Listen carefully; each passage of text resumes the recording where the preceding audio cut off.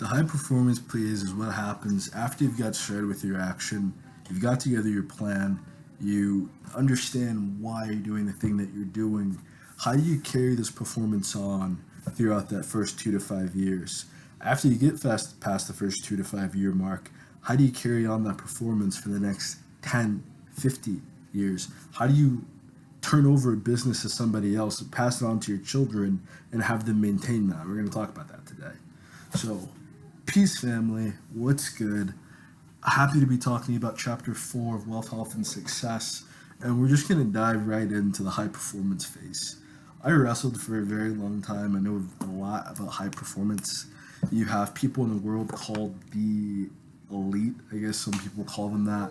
And what it means, if you talk to these people, you get to study them a bit, their performance is at a very high level. Their level of productivity, the things that they get done, the way that their money works in the world, works for other people, and works for themselves, trimmers and leaves impact. It's not something that's secluded to just 13 families. Any person in the world can be high performance. If you have a job, high performance isn't about staying after work. It's not about putting in more hours than the next person next to you or anything else of that nature. High performance is about what do you get done within that 8-hour time period in which you're working. So are you helping other people with their job, or are you barely struggling just to get your job done? That's going to be the difference between leadership and everything else in the world. That's why some people can work a job and that's it. They work the job, they only do their job, and they're burnt out. They're done. That's all they can handle. That's not high performance. That's just performing. That's just doing your duty and doing your part. High performance people get promotions because they're doing more. They're able to get their job done, help you with your job, and then continue learning on that time clock. They're not just stagnant. They're not just sitting still. So this works in a few ways that we're going to discuss. One is, this is just workflow, work habits. Workflow is how do you deal with your work time schedule. There's people that work in bursts. There's no trend to what they're doing. There's no practicality. Their workflow is completely erratic. If they have something important to get done, all their energy and all their time and all their effort goes towards getting that one thing done. If they have nothing to do, then they are doing nothing. The crazy thing is, though, if you work a job, there's always something to get done. There's always people that need you to pick up a shift. There's always chores to do around your house.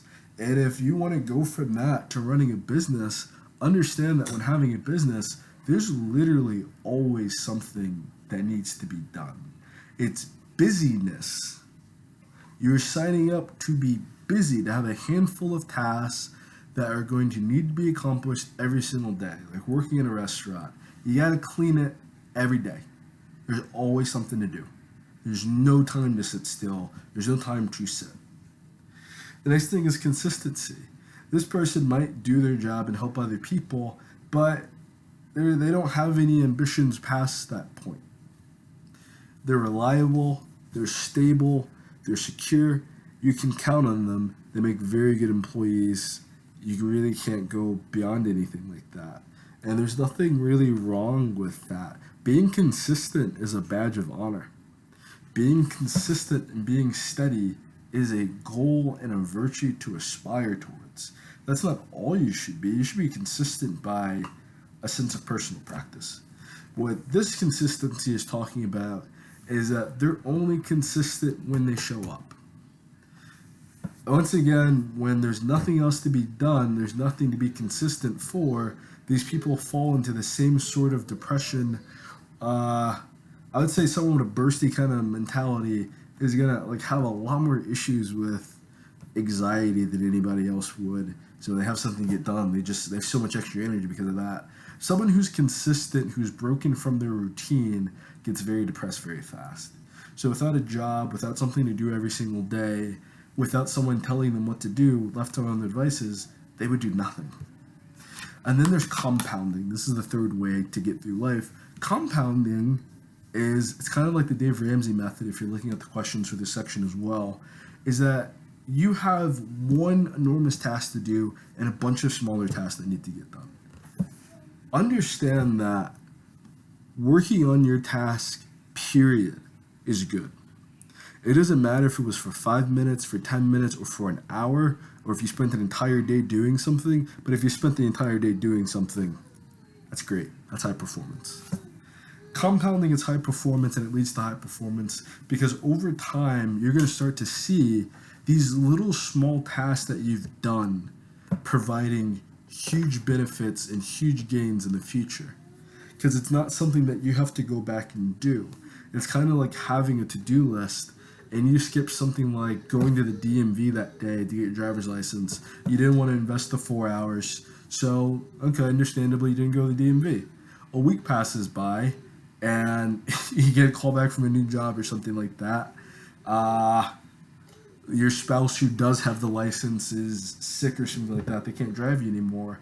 Now you're stranded. This happened to me in real life when I was a door-to-door salesman, is that I had a license that was expiring.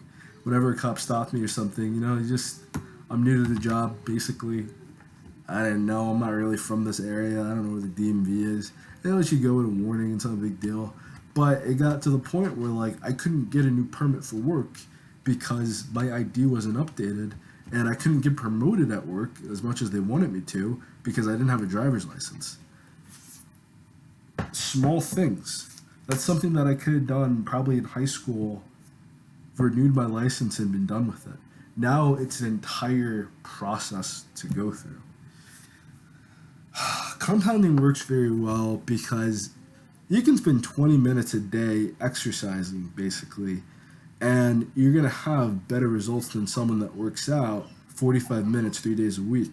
Because you're working 20 minutes 7 days a week, that's 140 minutes versus 120, 135, like 5 extra minutes or so. So it might equate to the same thing, but with that compounding, it's daily effort. It's not, you did it one day, and now you have the next day, and you have no idea what's going on. You have no idea what you ate, what you didn't eat, if you exercised, you did nothing the next day. And then you go back to spend 45 minutes to try to get it all back again, to once again, the next day after that, you do nothing once more. And then the third day, you go in the gym to work out, and then after that, you got 2 days of doing nothing. I basically get down the average workout schedule. You have something to work out 5 days a week for about 40 minutes, 2 hours, and then you lead yourself to doing too much, you get injured, now you can't do anything. That's the burst versus the consistency. Compounding is just doing what you gotta do. That's where you want to be. And that's eventually going to lead you to a path of greater consistency, but it's something a bit more advanced than consistency. It really honestly is. Because with consistency, it's not quite stagnation. It's just, I'd say retarded. But when I say retarded, I mean the actual version, the actual definition of retarded. It's just slowed down progress. It's just stymied. I'll say stymied instead. So there is no growth. There is no decline. There's no anything. There's no exponential growth when you're consistent. You can only keep doing the thing that you're doing. With compounding, the majority of your focus is going towards a task. You're going towards something that's going to open up eventually more time for everything else. So if you build this pipeline versus carrying the pails back and forth, you're gonna spend more time building that pipeline, but you're still gonna have to take care of your crops. You still have to take care of your home. You still have to do everything that's needed for you. This reference probably came out of left field for most of you. So there's an old proverb, or I really don't know how to describe it. I'd say proverb because it's cool, but it's not old. It's not from the Bible. But there's two guys. One guy's building a pipeline. One guy has to carry water back and forth because they need water. So the age-old method is just carrying the water buckets back and forth until you got enough water. This dude's carrying his water bucket back and forth. He's getting paid 10 cents each way, making 20 cents for both journeys. And he is making fun of his friend who's just sitting there building this pipeline, not making nothing. Not making not a nothing. So that's where the description's coming from. That kind of society, as you can see I'm talking about raising crops, but you need time to get food. You still need time to take care of your family. You still need time to take care of yourself. So if you're working on a project and you're very busy, Yeah, the mass majority of your time is going to go to high performance on that task for sure. But the compound comes into play that you spend 20, 40 minutes addressing these other tasks, addressing these other things, and then once you're finished with your task for the day, you have everything else that you can get done. So the other 80, oh God, there's another video. I recorded one version of this video and I had to re-record it over again. There's so many crazy things going on during it. So in that video I was talking about, yeah, you have 170 hours in a week. That's how these things work. The burst, the consistency, and the compounding, you got 170 hours, and accuracy 168. 170 just sounds better to get done what you need to get done. If you're working full time, whether you're building a business or working a job, you spend those 40 hours every single week working. The difference is the person that's spending that 40 hours working at a job or working for someone else's business, essentially, because that's all it is. You're working for someone else's business. They're bringing home a paycheck every week or every 2 weeks. Every month, they can calculate their expenses. They know that they're on a budget. They know how much they're spending. But the high performance comes in, and this is like the reality of high performance versus consistency or burst, is that you're no longer just doing this to hit a lick. You're no longer just doing this to impress somebody. You're doing it as a form of life. So the person that's spending their time building that pipeline, they're not getting paid to build the pipeline yet. The hope is that eventually they're going to get paid for the pipeline, but the real goal that they're trying to solve has to start somewhere altruistic. They want people to not have to go back and forth to get water to begin with. They're trying to solve a problem from other people. So when you're trying to solve a problem, you have to exist in a world in which the problem exists. Or else, what are you doing? This is disheartening for a lot of people because they don't want to live in a world where problems exist. They want to live in a world where they ignore their problems and drink themselves to death. That's their prerogative, and they're more than free to do that. We don't want to do that. So when you're building a pipeline, eventually that pipeline gets done because you're still working the same 40 hours that the other person's working. The other person is exhausted. They're done. They're working every single day. They're tired. They're beat as rocks. And this goes back to the very first video. In some ways it does, some ways it doesn't. When that pipeline is done, the person that built the pipeline is once again getting paid both ways. But what it also happens is that since he built that pipeline to bring the water from the river to his village, the person that was carrying the buckets back and forth no longer has a job. Now they need to ask the person that built the pipeline for a job. I know that's age-old, and I understand why I called it a proverb, but that's something that every single one of us has heard, but it doesn't work in the same way that people really thinks it does. If he spent that time building the pipeline and he didn't take it seriously, he wasn't doing everything he needed to get done, the pipeline's inevitably never going to be built. If he quits building the pipeline before the pipeline is finished, not only is he going to have like this half-built monstrosity just sitting there that he now has to take more time to destroy than it took to build, that's going to be a whole issue within itself. So once again, like, you can't, high performance is not doing this for the end goal. It's no longer being goal-oriented. Working in bursts is being goal-oriented because you need an event, you need something to happen to inspire you to action. You can't act on your own. Likewise with consistency, at least you have the internal devices and the internal mechanism to keep working and keep doing what you need to get done, and no one has to force you to do that. But you still need something to do to be consistent within. When you're high performance, it affects every single area of your life. It's not like a singularity thing. I can just look behind me right now. I see things that just need to get done. Whether or not they have to get done tomorrow, whether or not they have to get done lickety-split, is a whole different thing. But that's what being high performance is like, is that you're living in a world filled with problems. You're living surrounded by people who are just dealing with these problems and ignoring these problems, and they don't want to even come close, not even within 10 feet of being the person responsible for fixing it. We talk so much about how no one discusses, like right now, I like have an article in the background about how coronavirus has increased domestic violence and domestic abuse, and it's baffling. It's baffling. It's crazy. These dudes have nothing else to fucking. These aren't high performance fucking dudes. These aren't consistent fucking dudes. These are ignorant guys, or they're bursty guys, and that's the last case. Is just being an ignorant, dumb motherfucker. You don't know what's going on. Everything's a conspiracy. Everything is corrupted. You got more excuses than you got teeth in your mouth for everything. You can understand why everything isn't going to work. You're just ignorant. Because that's all it is. When you're a high performance person, there's no room for that level of insecurity. There's no room for that level of internal abuse, let alone abusing other people anymore. And you can see whenever a guy's acting and behaving that type of way, it's because he's insecure, it's because he's inconsistent, and it's because he's either bursty or he's fucking dumb as shit. Got nothing else to fucking do. God bless these women. I really pray for them. Flip myself for a second.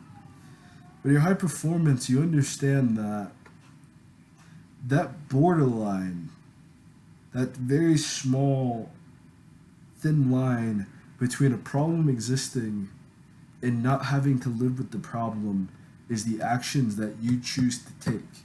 It's the thoughts that you choose to have. So you can be like everyone else, and you either have a thought base that complains about the problem and complains about the problem and complains about the problem, which ultimately just gives the problem more power and does nothing to stop the thing that you all mutually dislike. Period. And then whenever anyone says that they're ready to stop it, everyone talks the person down, talks this person down, talks this person down. It's really exhausting to even just think about it.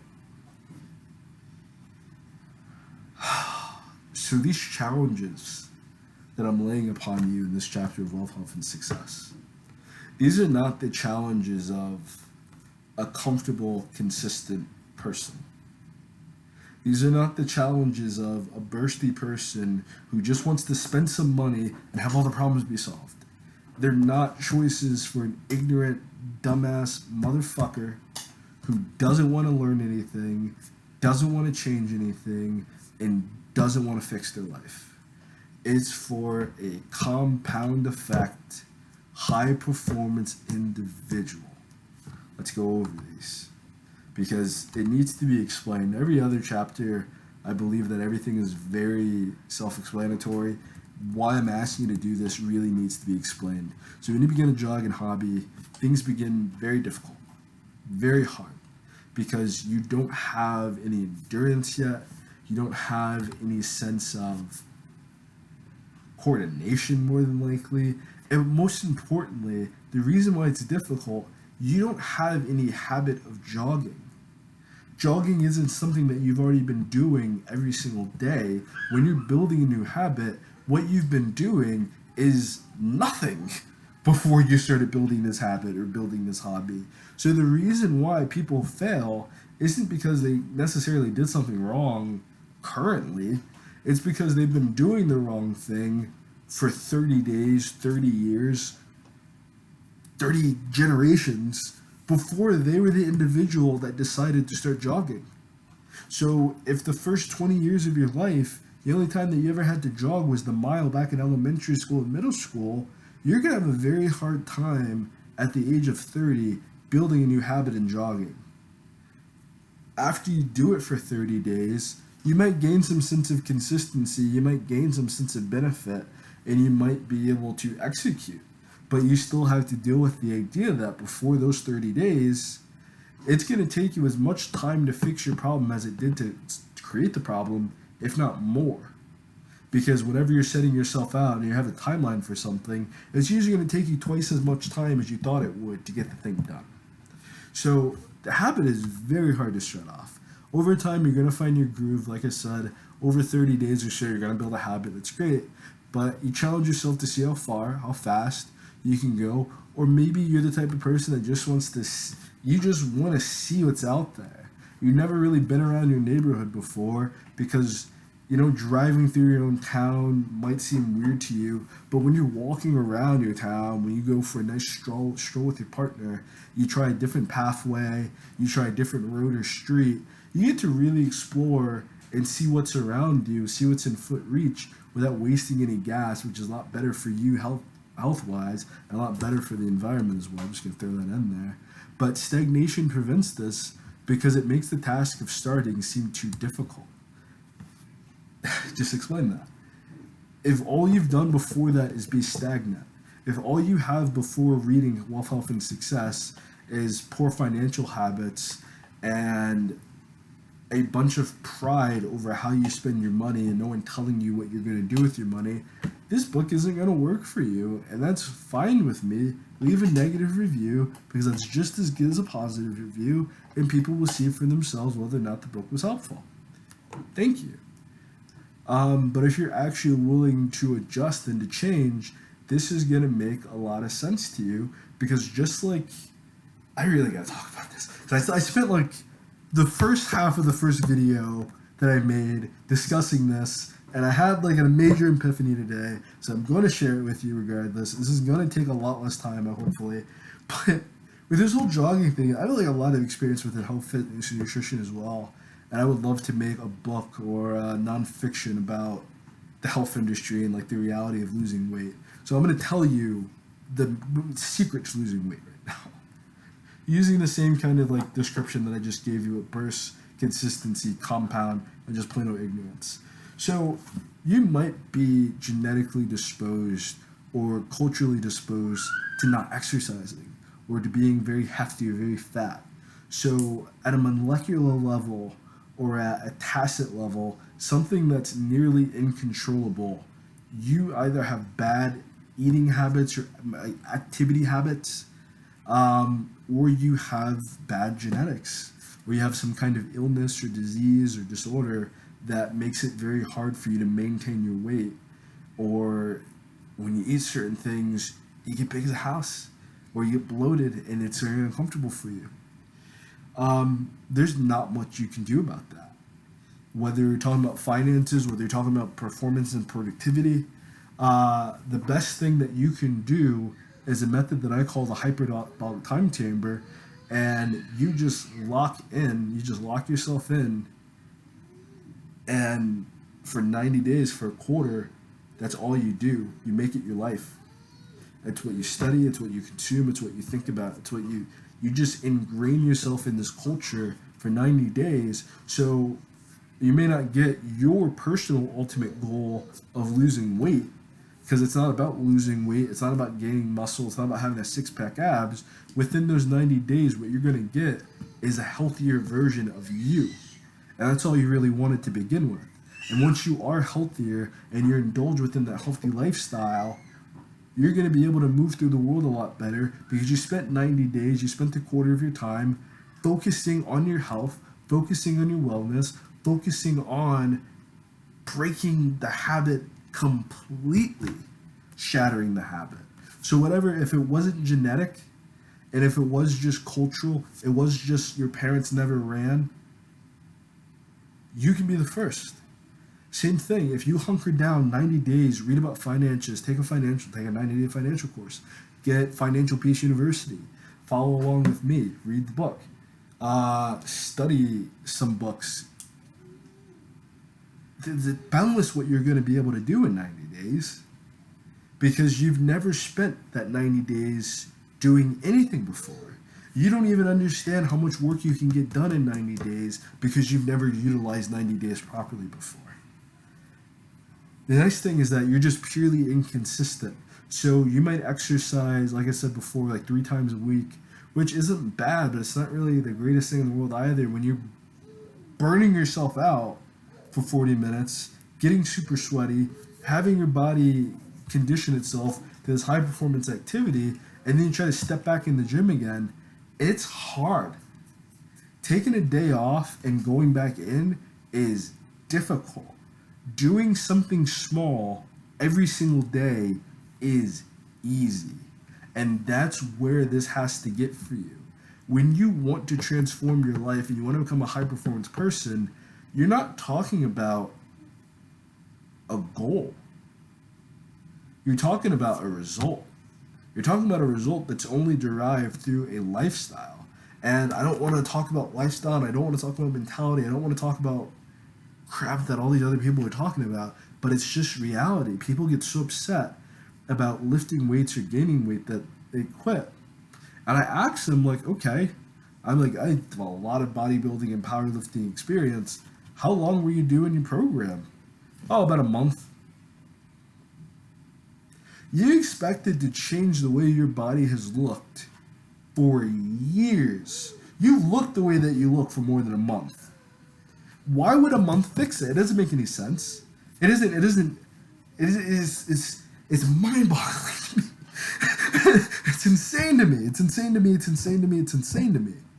It took you years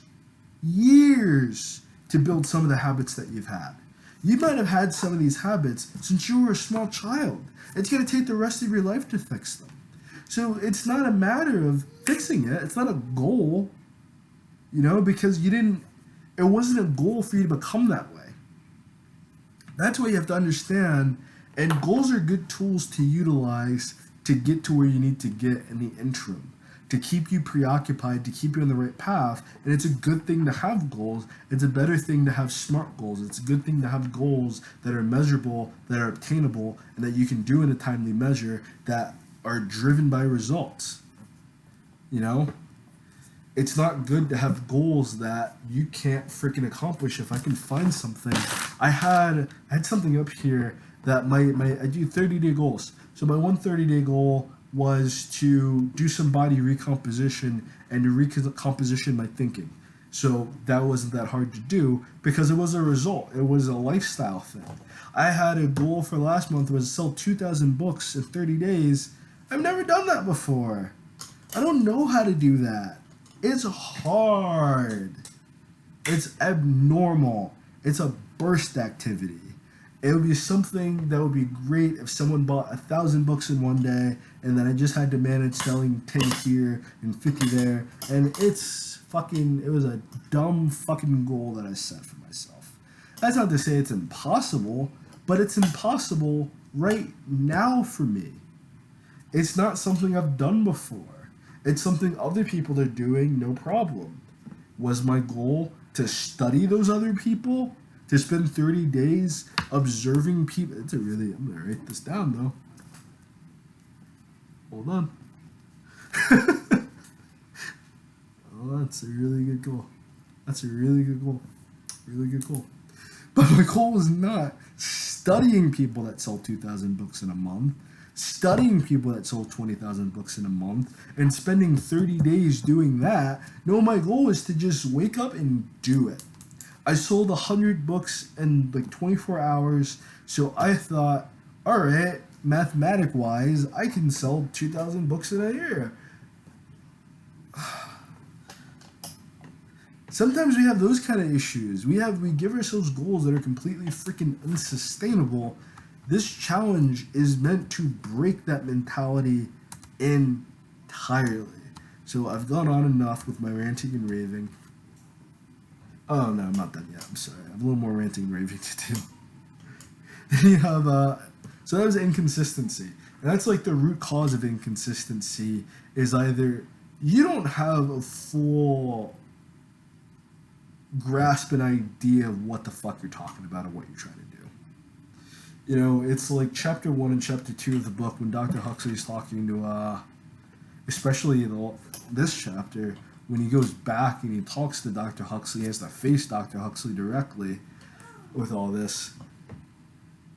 You got no idea, how much you really have to do to get to where you're trying to go. So if you're inconsistent, the inconsistency is almost entirely built within that concept that you had a goal that you had no idea how to achieve.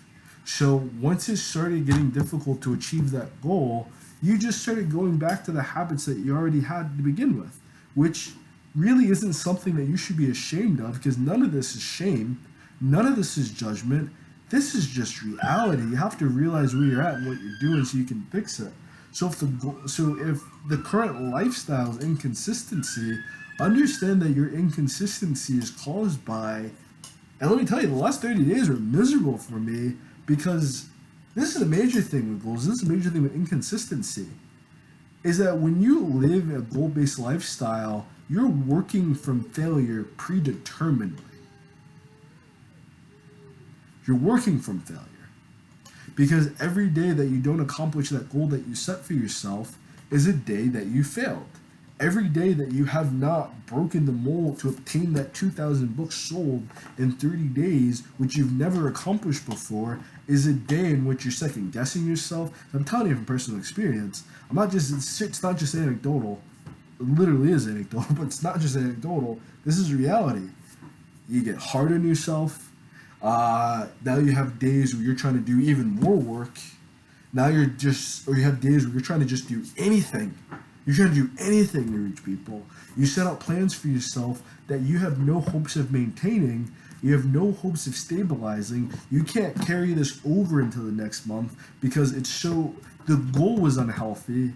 Now all the habits that you have associated with the goals are unhealthy by proxy.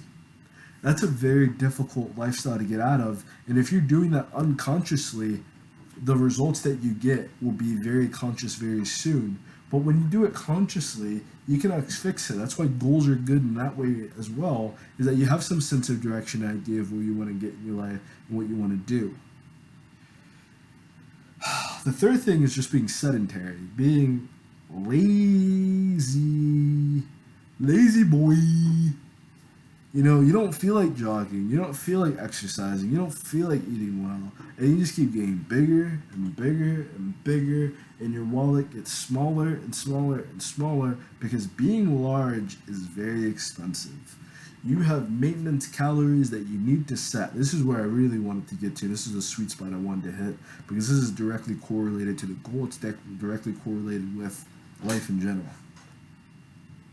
So you have goals that you need to set. If you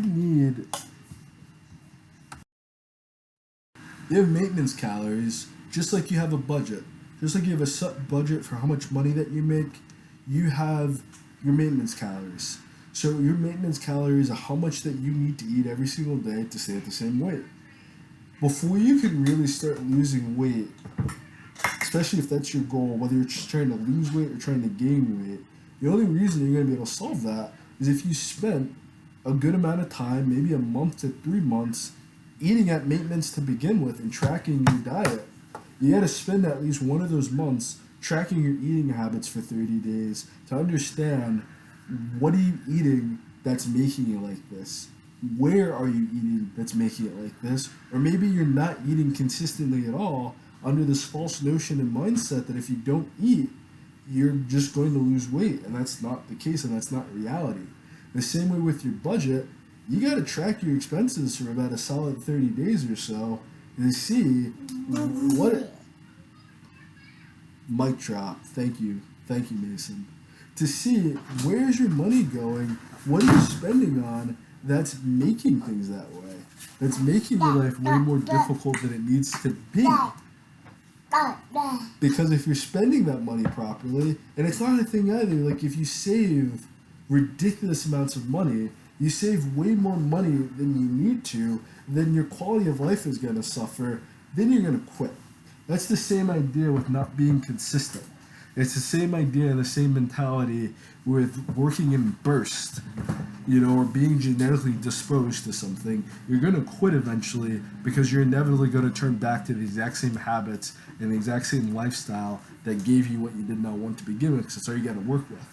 The best way to utilize that is if you have money that you have saved up or you get extra money, don't work on your old habits of buying an expense or buying a liability that's not going to give you any return on investment whatsoever. Spend that money on an asset. Spend that money paying off debts. Put that money inside a retirement fund. Even if you're going to save it, or a savings fund, don't just do nothing with the money, because you're going to sit there thinking that you're doing a good thing by not spending the money, but inflation is very real. So when you don't spend the money and it's just sitting there in your mattress, it's losing value every single day.